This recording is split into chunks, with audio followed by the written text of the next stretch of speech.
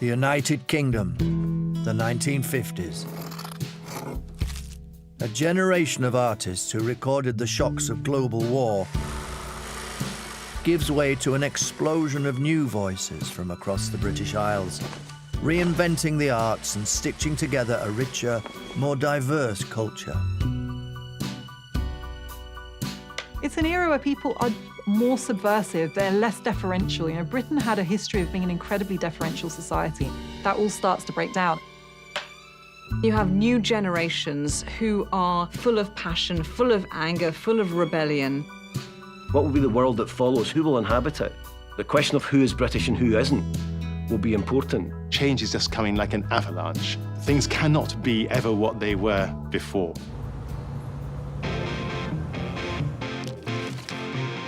Young artists rebel against the establishment, kicking against the confines of class, sex, nation, and race. Got it, this is it. An Indian boy, how exotic, how interesting. My blood's pumping, my heart rate has risen. I'm just filled full of power. The more artists strike out in individual directions, the more they express an authentic, sometimes brilliant creativity for which Britain is known the world over. I saw this dark mass on the beach, and then I realised it was people. All sorts of artistic taboos are being broken. There's an opening up of what is art.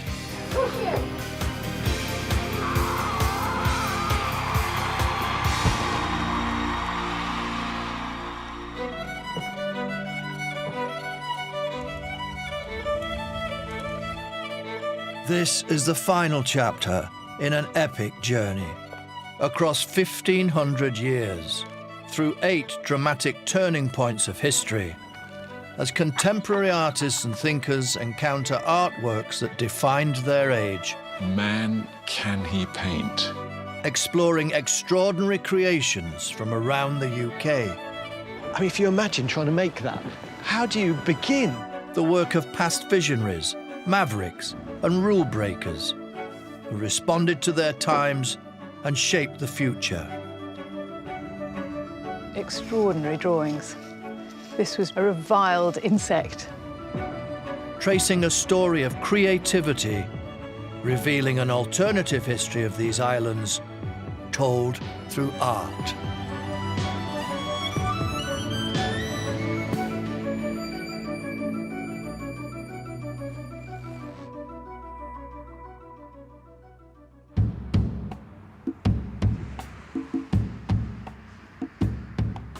The late 1950s.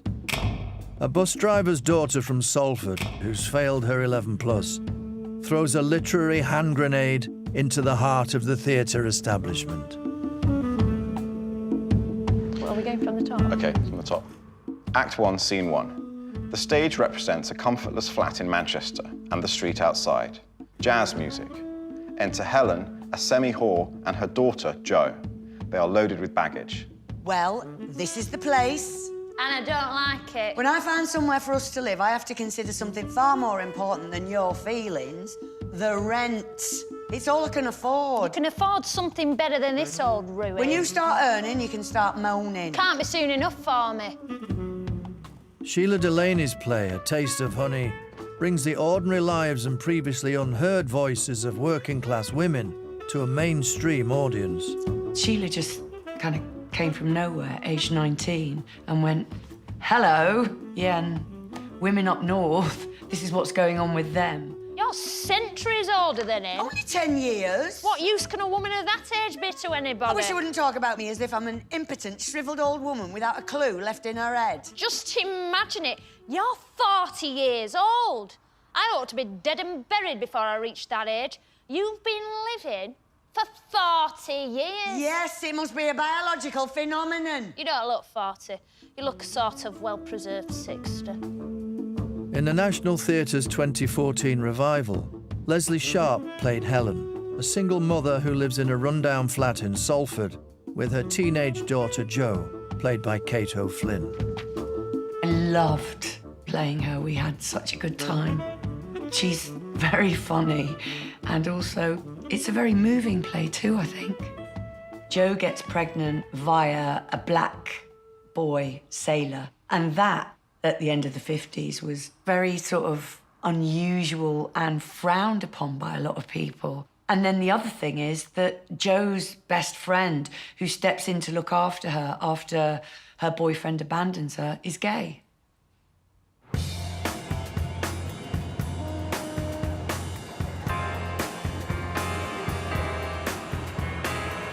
Shelagh Delaney and her generation, they're fed up with seeing the whole world through the lens of a certain brand of Englishness. Lord, you that here are under our arrest, procure your sureties for your days of answer. And that's why A Taste of Honey was so shocking to traditional theatre audiences who are usually well-heeled and middle-class and comfortable, and theatre is something they do to pass the time. Suddenly they're faced with people from an entirely different class, from regions that don't usually get mentioned, walking and talking in front of them and having serious, tragic lives. I'm bashing his brains out, I'm killing. I don't want this baby, Jeff. I don't want to be a mother. It's a real revelation to go back to it and to reconsider what she was trying to do. You know, lots of different forms of counterculture, gay culture, feminist culture, working class culture, black British culture. They're all there. They're all in A Taste of Honey in the 1950s. The play, adapted from stage to screen in 1961, helps invent a gritty new genre of film and television, the kitchen sink drama. What's this? A ring. I can see it's a ring. Who's given it you? That I'm gonna bury. Silly little bitch. You know where that ring should be? In the ash can with everything else. Oh, I could kill her. I could really. You don't knock me about. I hope you suffer for it. I've done my share of suffering if I never do any more. Oh, Jo, you're only a kid. Why don't you learn from my mistakes? It takes half your life to learn from your own. You leave me alone. That wonderful line about, why don't you learn from my mistakes? It takes you half your life to understand. I find that really moving, actually. They were both kind of warriors in a way. What you had were two women who refused to adhere to societal expectations. It's the beginning of a process where the gatekeepers who shut out these voices, whether deliberately or unintentionally, are losing control of who counts as somebody worth engaging with.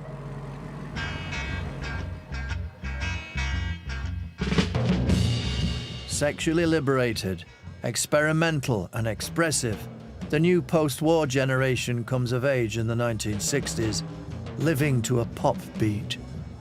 Pop art subverts almost everything that the art establishment had thought about itself and is phenomenally successful. The pop artists become part of inventing an idea of a new Britain, of a swinging pop Britain. Britain is now becoming known for this youth culture, this provocative, cutting-edge, seductive, and highly commercially viable youth culture. The 60s is the moment when our media-saturated image culture began. One of the pop art pioneers, Pauline Boty, dies young and is soon forgotten. Nearly 3 decades later, one of her paintings is discovered in a shed, a time capsule from a moment of radical change.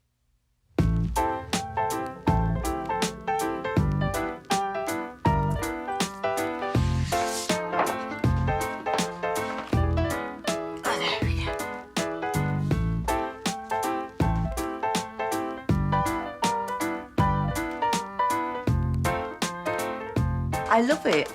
It's quite full of energy, it's quite alive. Composition is quite anarchic. She's obviously very aware of abstract art because she's got the stage's abstract element. Chila Kumari Singh Burman also works with imagery from popular culture. She's often described as a pop artist herself. She really does mix high culture and low culture. She really can paint.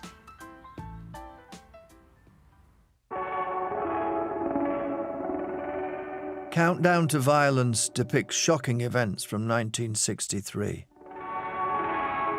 From the assassination of Kennedy, to the race riots in Birmingham, Alabama, to the self-immolation of Buddhist monk Thich Quang Duc in protest at the Vietnam War. Boty has framed all of this actually in a style that's reminiscent almost of kind of popular fairground imagery, almost to present these horrific, violent acts as if it's some kind of spectacle or entertainment for us to consume. Is this an angry work of art, a political work of art, or is it about the way that politics and crisis get turned into images? We can totally identify with it, actually, because it is the world that we live in now. And in front of this absolutely horrifying image, we have a manicured hand reaching down with a pair of secateurs and trimming off a rose. I love the way she's cutting the rose, because that's got kind of like a delicacy, but quite a violence to it, you know? It's almost like a portrait of herself. So I think it's just like, here I am, you know? It's definitely her.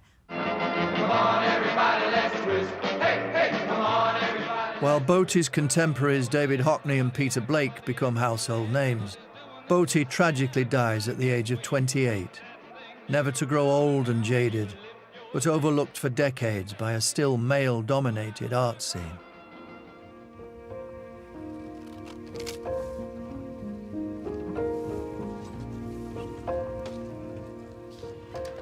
We should all celebrate in that small time what she achieved. It's outrageous, actually, that she was forgotten for so long, and all her comrades, like the guys, they're all superstars. I mean, can you imagine what she would be making if she was still alive? British art is always about push and pull, rebellion and reaction.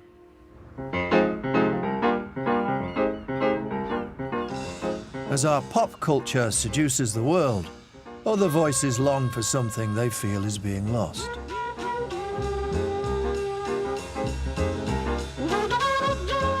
Philip Larkin writes poetry in the direct, colloquial style of his times, but his poems lament the pace of change. I don't think you can know about the story of England/Britain without grappling in some sense with what Larkin represents. What was his famous line? I write poems to preserve things. That's what he says. So the question of preservation is important to him. But the preservation of what is critical.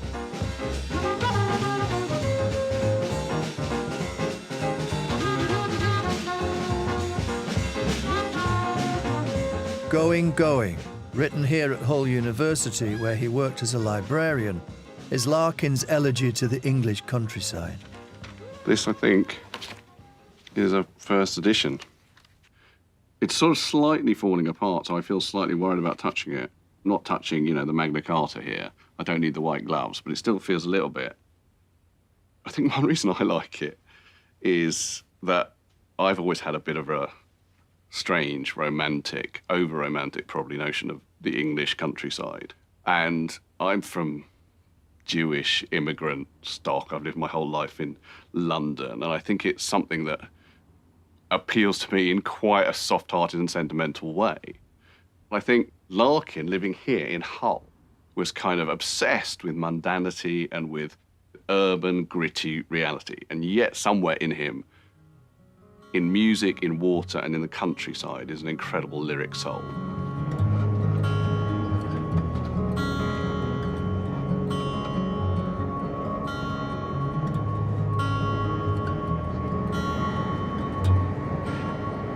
I thought it would last my time.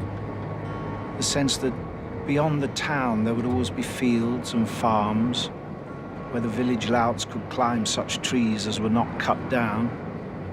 I knew there'd be false alarms in the papers about old streets and split-level shopping. But some have always been left so far, and when the old part retreats as the bleak high-rises come, we could always escape in the car.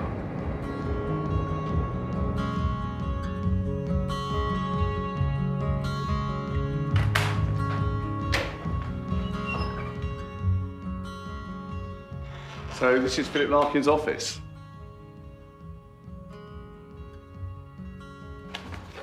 Oh, look at that. That is so incredible. That is incredible. I want to cry. That is the original writing for Going Going.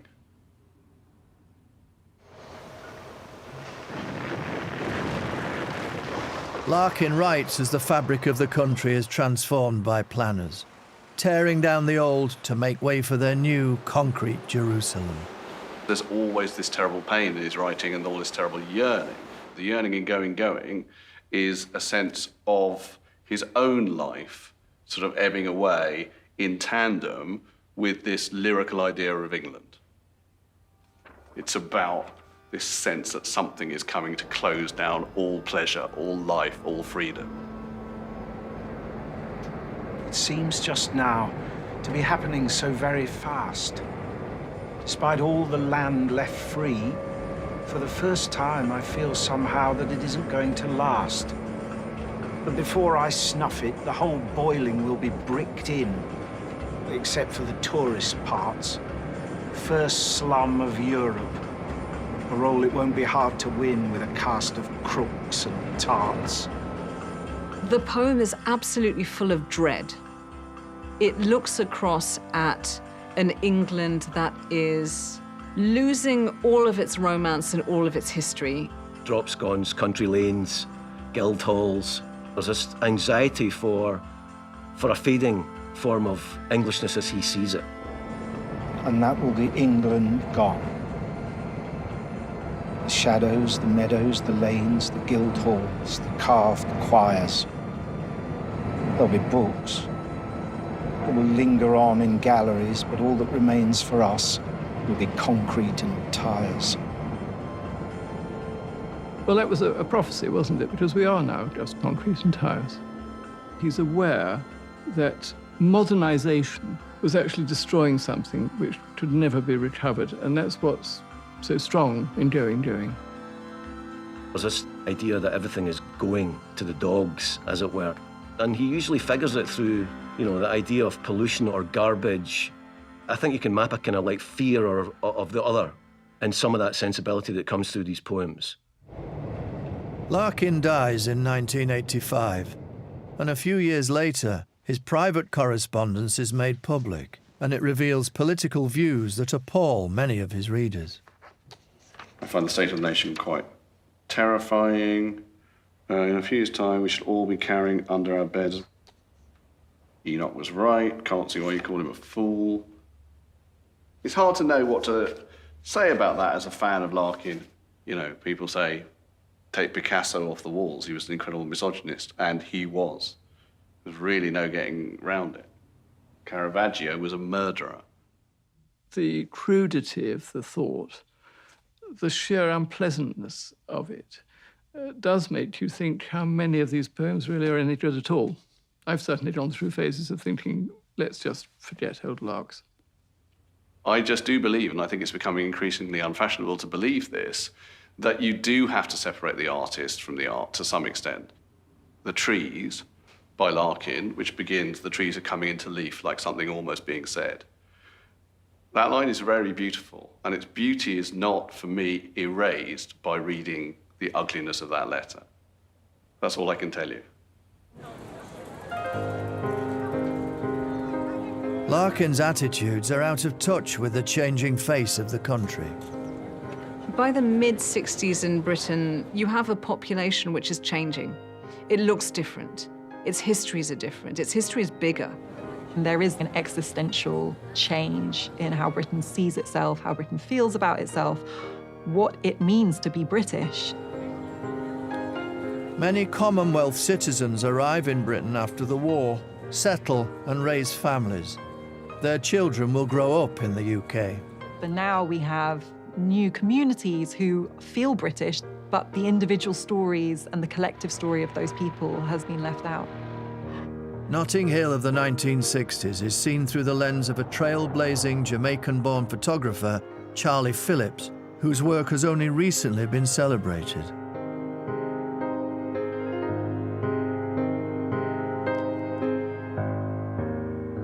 These are so, so beautiful. It's just like this one here, just a moment of just like sheer joy and delight, and I love how he captures those moments. Amma Asante is a filmmaker whose films, like the abolition-era romance Belle, have explored race and cultural conflict. When I was asked where I was from or who I was or what I was, I found it really, really difficult to express that I was both Black and British, because that sense of identity felt like it hadn't really been established yet. And what you see in these images is that, you know, that was there decades ago. So I suppose that's why they're so profound in so many ways, because they are a sort of an assertion of identity.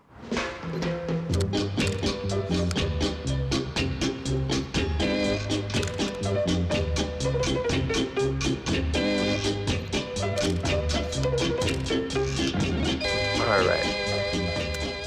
Soon after Charlie Phillips arrives in London, he is given a camera by an American GI and starts snapping his community. He is still working today. We didn't realize time flies so fast. It's nearly over 60 years worth of work here. This was taken just before Jamaica Independence Day in 1962. And it was the first Caribbean restaurant, cafe, yeah? She used to serve me well, because I used to ask for a lot of gravy on my rice, and she, you know, and she thought I was a cute little kid at the time, you know. So one day I thought I'd take a photograph of her, and she posed.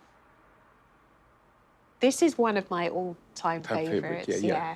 We see those images of no blacks, no Irish, no dogs. And here is another side of that world that existed at the time. Everybody knew everybody, and it was more or less a tight-knit community. This was real multicultural Britain. This isn't a question about luck or serendipity. You need to have an eye to position yourself in the environment, to cultivate relationships, to cultivate the kind of looks, frames, and compositions that will become impactful and meaningful to an audience. And that's a skill. It took a photographer like Charlie Phillips to humanize Black British people. His contribution is so important at providing a tenderness, really, that only somebody else from that community could. When I used to show my portfolio around, people, big industry used to fob me off. Galleries used to say, did you really take that? So you were really questioned as to whether this was your work? People still question me. Wow. Yeah. Well, Charlie Phillips isn't a household name because he's Black, to be frank with you. I don't know how many talented artists, writers, painters, photographers, playwrights there were whose names I don't know.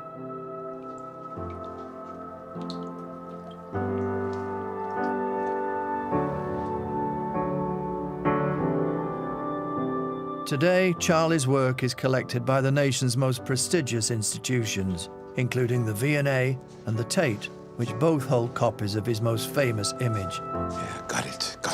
This is it. Isn't she a beauty? I took it at a party many, many years ago. You know, I saw this couple dancing, and I said, can I take a photograph? You know, I said, yeah, sure, yeah. They were just a beautiful couple. Love has no color.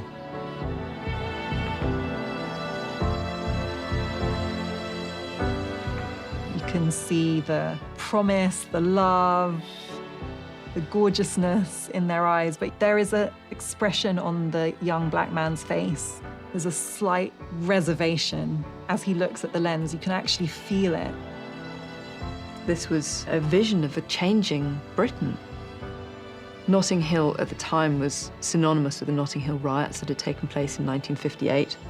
And it was thought that the riots started when a group of white men attacked a white woman who was with a Black man.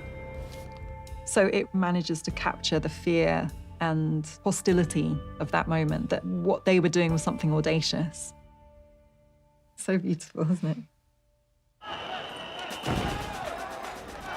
During the decade following Notting Hill couple, anti-immigrant violence and discrimination peak. How many times we have been attacked by skinheads? How many have been arrested by the police? How many are there? But new talented voices shake up the national conversation. Hanif Kureishi sharpens his craft with plays, writes a script for an Oscar-winning film, and then publishes his first novel.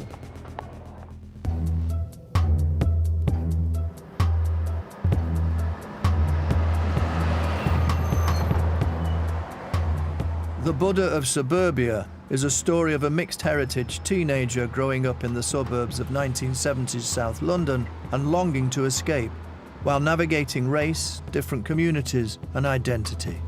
My name is Kareem Amir, and I am an Englishman, born and bred, almost. I'm often considered a funny kind of Englishman, a new breed, as it were, having emerged from two old histories. But I don't care. Englishman I am, though not proud of it, from the South London suburbs and going somewhere. What a first novel, right? And what an opening line. It's one of the most iconic opening lines in contemporary British fiction. This immediate declaration of identity and of solidity and intent. He's got an absolute refusal to be any kind of essential form of British Indian or British Asian immigrant. To me, he signifies second or third generation British non-white citizens who are not always traumatized by issues of identity, race, belonging. It's much more about stereotypes, prejudice, expectations, images. That's what he's really struggling against. Everyone looks at you, I'm sure, and thinks, an Indian boy, how exotic, how interesting. What stories of aunties and elephants we'll hear now from him? You're from Orpington. He wants to be an actor, yet the only work he can get is work which recycles racist ideas. Shadwell took me aside and said, a word about the accent, Kareem. I think it should be an authentic accent. What do you mean, authentic? Where was our Mowgli born? India. Yes, not Orpington. What accent do they have in India? Indian accents. 10 out of 10. In 1993, The Buddha of Suburbia is adapted by the BBC. Kureishi's take on the British Asian experience is broadcast to millions.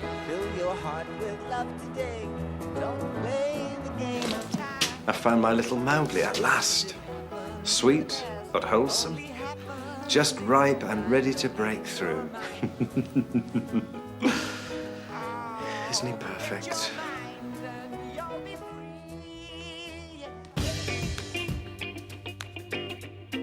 It's playing on the ways in which people exoticize immigrants, but it's also performing that at the same time, quite self-consciously.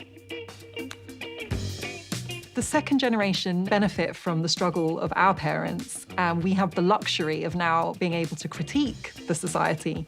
Instead of fighting for acceptance or recognition, we are questioning why we would want that acceptance or recognition. And I think that you see that in Hanif Kureishi. He's one of the first to offer that gaze. Like Kureishi's novel, the most striking art of the 1990s chips away at easy stereotyping and monolithic identities. In Scotland, Irving Welsh's writing, rooted in its raw Scots dialect and brutal depiction of Edinburgh life, speaks for a world proudly distinct from its English neighbour. The pub sign is a new one, but its message is old. The Britannia. Rule Britannia. I've never felt British, because I'm not. It's ugly and artificial. Never really felt Scottish either, though. Scotland the brave, my arse. Scotland a shiting cunt.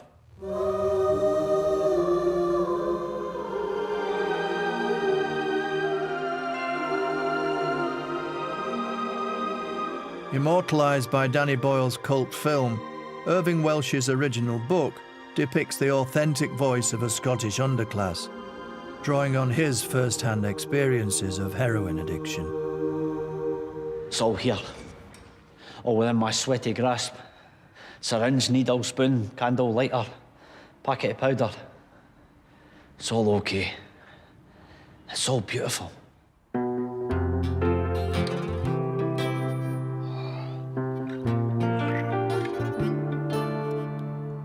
It's a much cleverer book than people often think. It's not just a record of shenanigans. Surface appearance of it is of a no-holds-barred assault on, you know, mainstream English literary writing.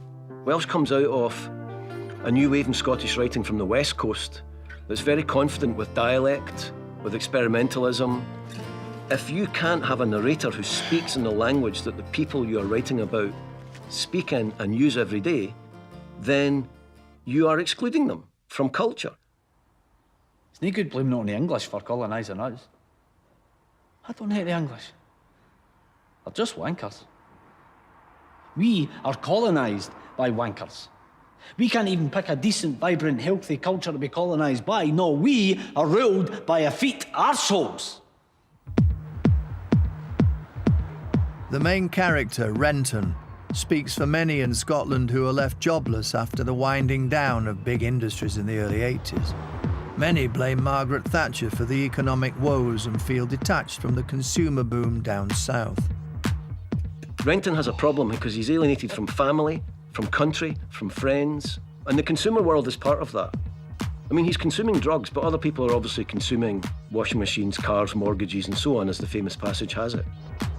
The speech is a mantra. It's almost like a kind of techno mantra towards the junkiedom of consumerism.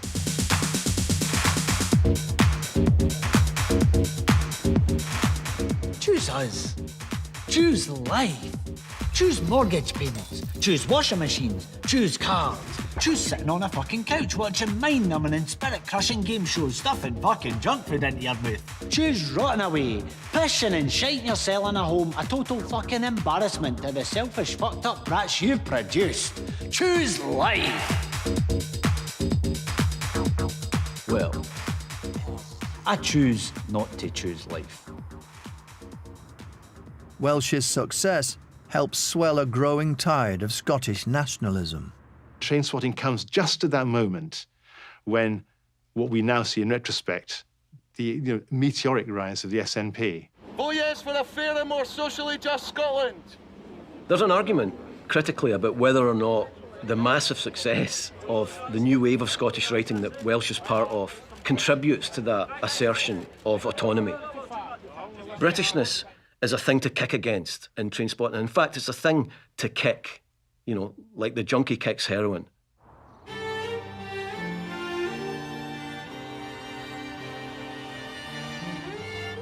In Northern Ireland, art kicks against the sense of collective identity, but even more profoundly and bitterly. In West Belfast, two communities, one opposing British rule, the other endorsing it, live side by side, separated by a wall. Built to minimise violence, the wall becomes an art space for public declarations of political allegiance.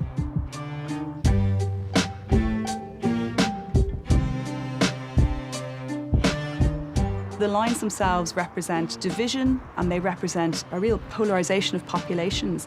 They're not really scars, they're living wounds. During the 1970s, a particularly violent period of the conflict, murals start appearing on peace walls and the houses around them. They are one of the greatest examples of public art. It was so widespread, it was so responsive to events. I can't think of anywhere else that was quite like that. There's obviously pride in the artistry and the artwork. The issue is very much what they display. When they're supportive of violence, they're deeply problematic and they're intimidating and they're frightening objects. There's defiance in them. They become ways of speaking to opponents as well.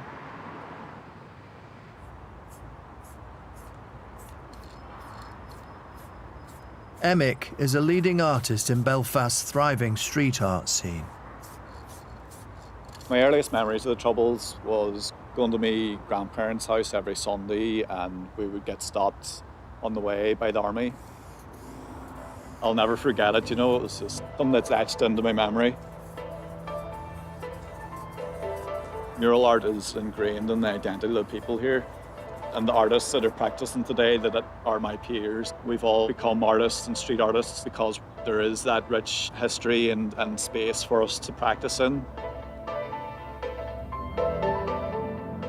One of the city's most divisive and controversial murals is located close to the Peace Wall on the Falls Road.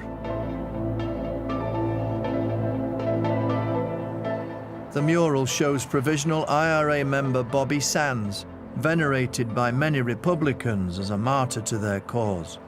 He dies while on hunger strike at the notorious Maze prison, jailed by the British government for acts of terrorism.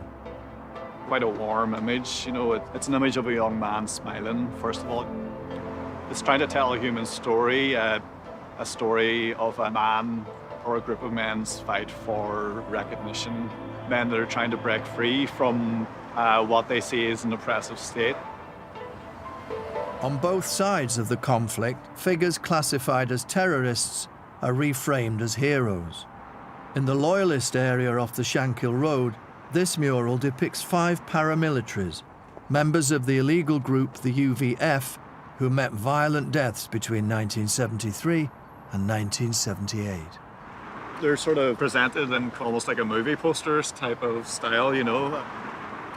For these people, these guys are heroes for a lot of people during the Troubles. For those who live there, there is a sense of pride in the area's history and in their affiliation to a bigger Irish or British history, and that's very profound in people's identities. You know, people want to come to Belfast now because of the street art. The old political murals, as divisive as they are, they did pave the way for this to happen. Identity and spectacle. In the 1990s, the political becomes personal. A new generation of British artists are more direct, cheeky and disruptive than ever before, redefining what art can be.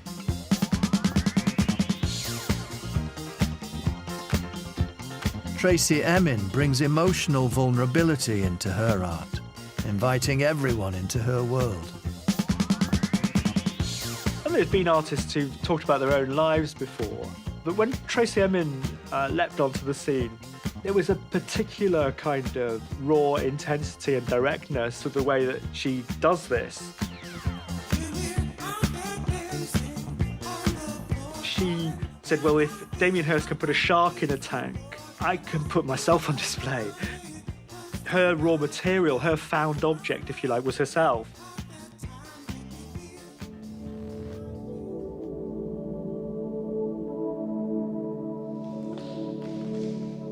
It was just a tent that she'd bought from a store. In order to see the inside of the work, you too had to stoop down and you had to crawl inside the door, and you had to share this moment of intimacy with her. The tent is stitched with the names of everyone with whom Emin had ever shared a bed. You get a tremendous positive sense of tenderness about the human condition. It's not just trying to be shocking and talking about sex all the time. It's something much subtler and much more moving. A generation before Me Too, Tracy Emin's frank, confessional style will empower younger voices.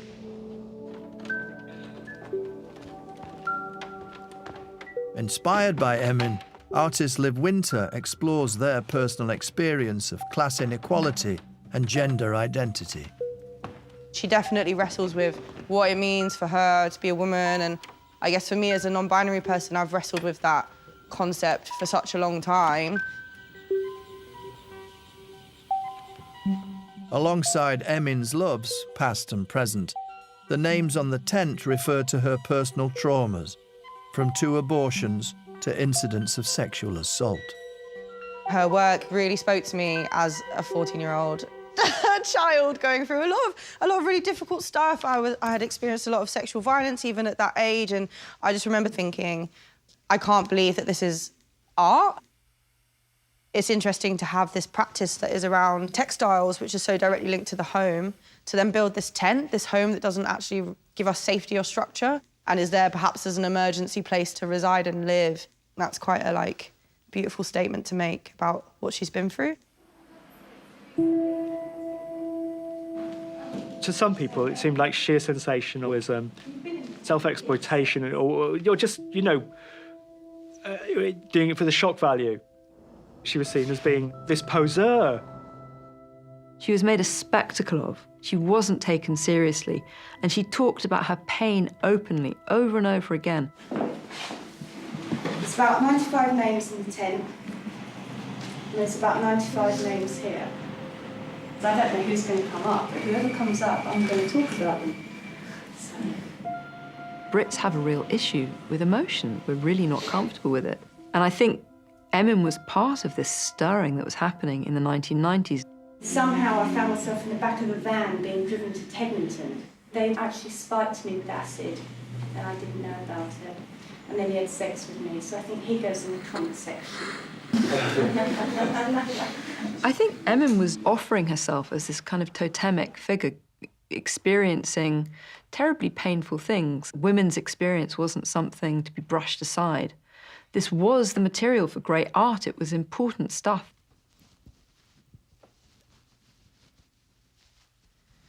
Father figure, as in the place of your father. The space fathers left in double beds after leaving to become martyrs, fathers who left their record collections under stairs, unaware that they would remain there for years after, but they don't think about it, do they? When I started making spoken word, a lot of what I was doing was really aggressively saying to people, I'm going to stand on this stage and I'm going to say things that are really, really hard to hear because I've had to live that, so you have to have a little bit of it too. She really gave me permission to feel that way.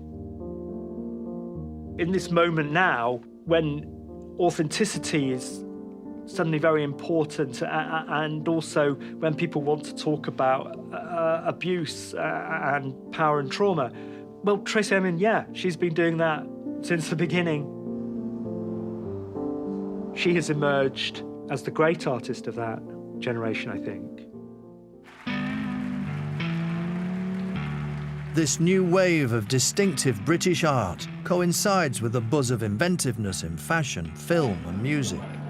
Artists pulling away in their own individual directions and projecting a confident new image of Britain around the world. Cool Britannia is just this fascinating moment. There was an extraordinary ferment of optimism, of hope, of aspiration. Hello. They sponsored the arts as one of Britain's premier export industries. They were trying to construct a narrative about what it was to be British. It's all about trying desperately to hold something together. I believe that historians in the future will see it as the last cry of the United Kingdom, sadly, but frankly.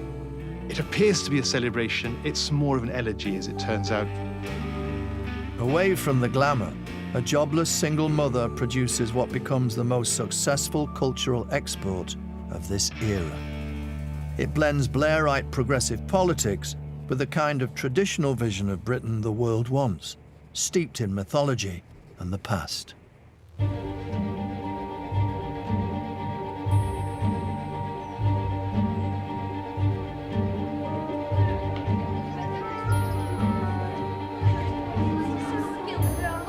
Decades after its publication, J.K. Rowling's nostalgic tale of a child wizard is enchanting a new generation of school children.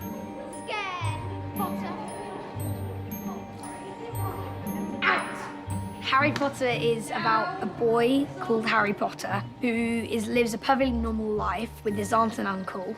And then one day he gets this letter from a school called Hogwarts School of Witchcraft and Wizardry. From then on, he lives in a different world where there's danger and magic. Harry, instead of feeling pleased and proud, felt quite sure there had been a horrible mistake. A wizard? Him? How could he possibly be? He'd spent his life being clouted by Dudley and bullied by Aunt Petunia and Uncle Vernon. If he was really a wizard, why hadn't they been turned into warty toads every time they tried to lock him in his cupboard? It's compulsive. You pick up Harry Potter and the Philosopher's Stone, you're not going to be able to put that book down until you've finished it. There haven't been many writers like that in my experience of reading. It sells in the millions, it sells at Walmart, but it's really a repackaging of quite a lot of British childhood ideas and stories. J.K. Rowling is an amazing aggregator of folkloric and legendary history and pulling it right through to a kind of almost Victorian sensibility.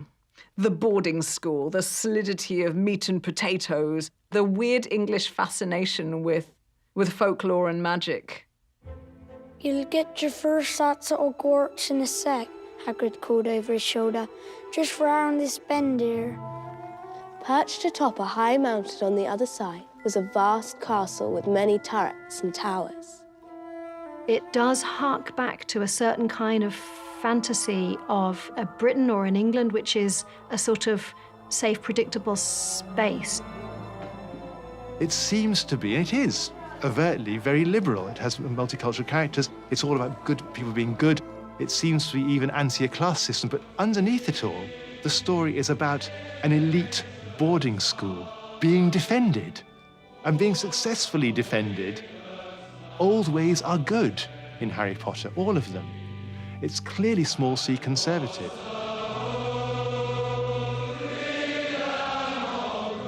The brilliance in some respects, and some would say the conceit and the deceit of British culture, is that it's managed quite successfully to absorb all manner of others within it and tell a story about its multicultural success. And at the same time, sort of put under the carpet that there's still a class system that's operating, there's still a world of hidden power. It's in the bricks of Hogwarts.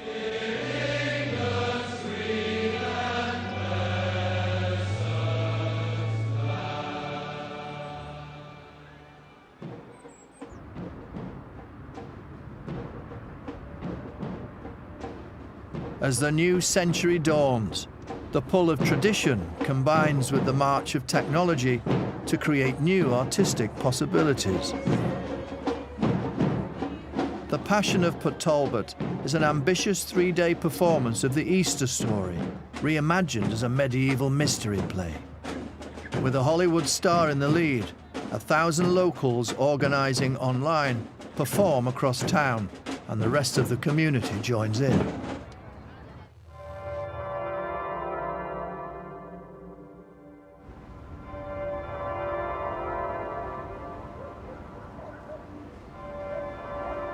So this is the lifeboat slip down onto the beach, and this is where we had our first big episode of The Passion. That was the first time I got a sense of whether anyone would actually show up to watch this. We didn't know if anyone would come. So it was, as I was walking down the beach, I saw this, I didn't know what it was. It was like a dark mass on the beach, and then I realized it was people. There were already sort of thousands of people here, and that just grew and grew over the next couple of days.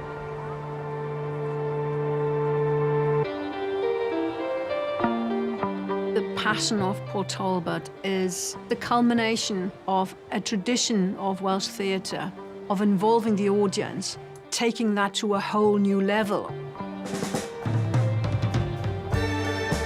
Involving 10,000 people in an open-air happening. It can't be called anything other than that.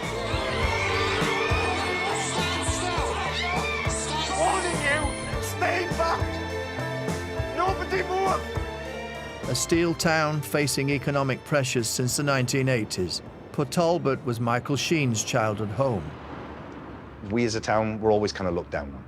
It was always seen as being, oh, Port Talbot is where all the smoke and the dirt is, and it's a dirty place, and sort of very marginalised as an area. I think there was a lot of sense of loss and a kind of a feeling of giving voice to something that hadn't been given voice to yet.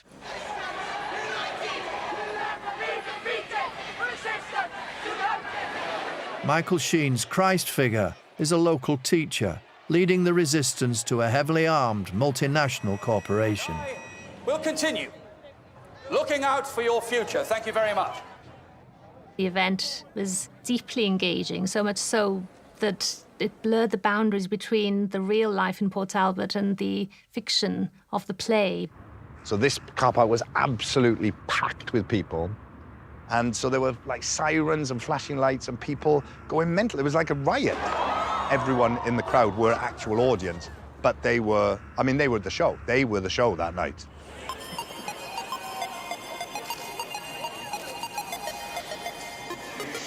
What I hadn't realized, of course, was that everyone got their phones out and just started filming me. Thousands of people running at you with their phones like that that was it. Like, that didn't happen very much at that point. That was still very early days of all that kind of thing. I had not thought that we were entering an era where everybody just films everything like that, and that's what happened. As footage is shared through social media and live streaming, an internet audience interacts with the unfolding drama. It's a milestone of theatre and also of the digital revolution. It's almost like a kind of constant news flow, following on Twitter to see what's happening next, what's happening next. Here is where the crucifixion took place.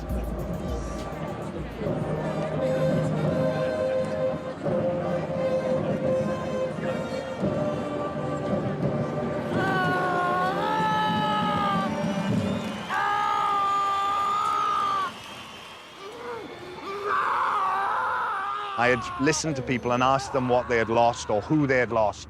And I just tried to remember as many of them as possible and said them from the cross. I remember the gangs. I remember nights at the starlight. Bands at the troubadour. So I was saying the names of people who had died over the years. I mean, shops that had shut down, and it was a very emotional. It's a very emotional thing. It gets me emotional just thinking about it.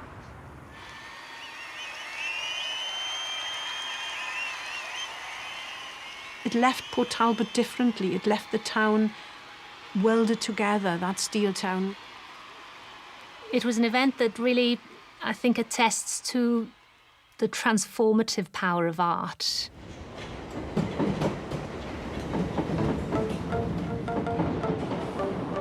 Over the following decade, social media democratizes the way people consume and make art. It leads to some of the boldest musical innovation Britain has seen in decades. Musical fusions from second and third generation immigrants from all over the world. Grime music's high-energy sound and gritty lyrics reflect life on some of Britain's toughest streets.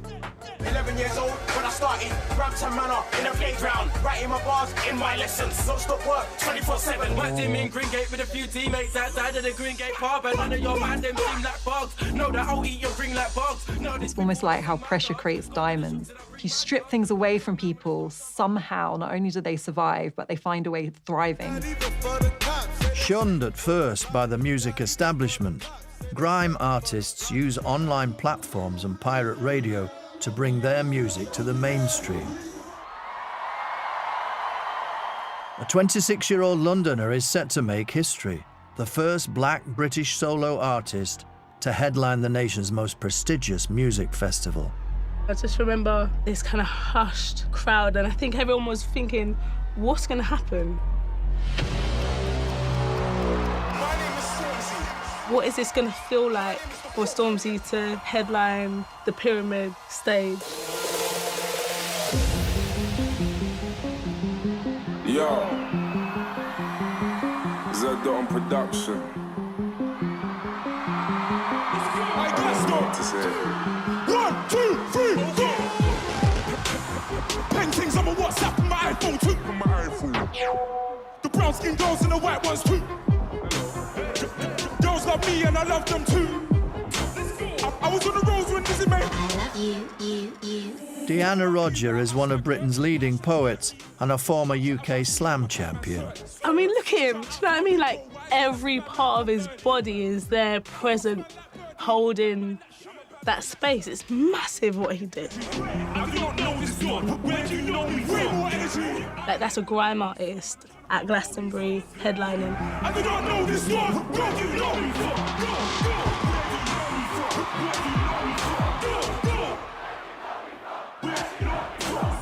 It was so well received by people from so many different backgrounds, ages. It's actually quite emotional to watch. If Stormzy wasn't on the pyramid stage in Glastonbury, he may be being stopped and searched by the police.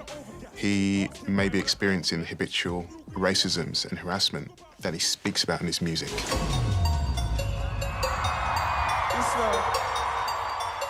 Stormzy's dynamic stage presence is enhanced by his costume.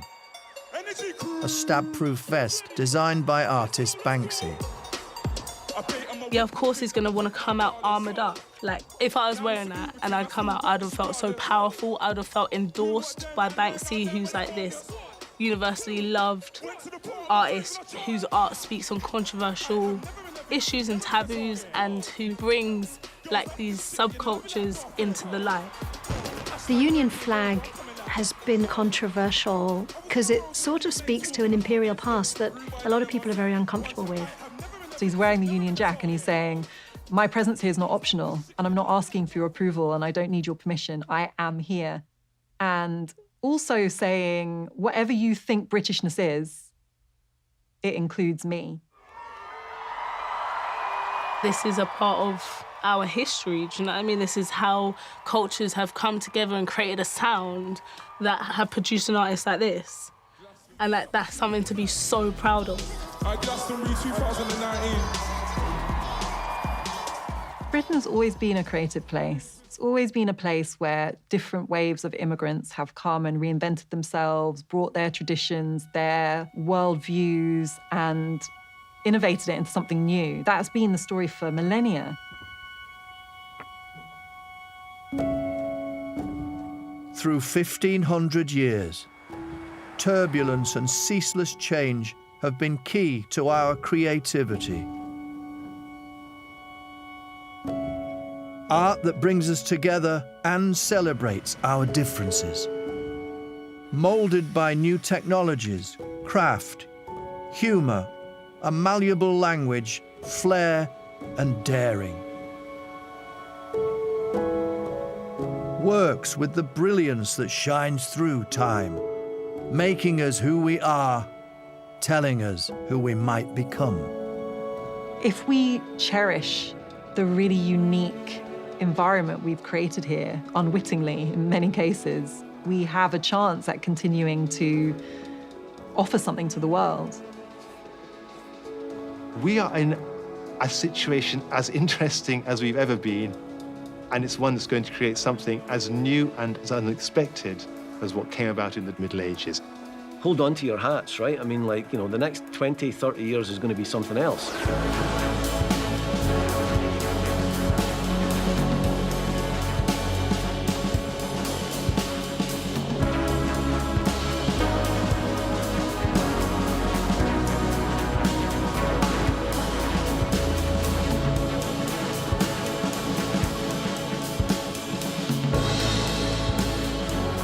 When did you last subvert the status quo? Be inspired by some of the incredible but overlooked individuals who disrupted history with their creativity. Go to bbc.co.uk/art that made us and follow the links to the Open University.